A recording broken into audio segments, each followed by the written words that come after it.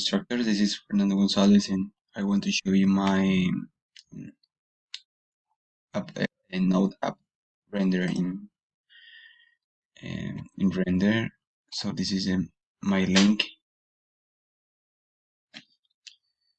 If I click type /contact, okay, that will display a array with 3 contacts, different contacts.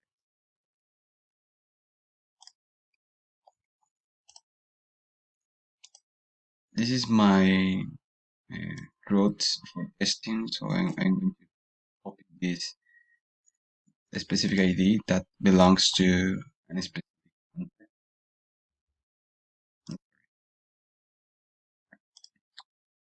And I'm going to paste here.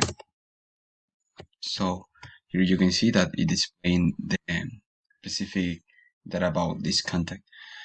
So I had to make some changes in my IP access because I was getting a lot of problem connecting my database with the render.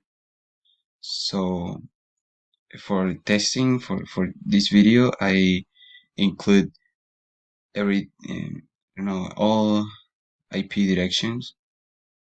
So right now I'm going to delete it for security, but I want to tell you that thing. So have a good night. Bye. Thank you.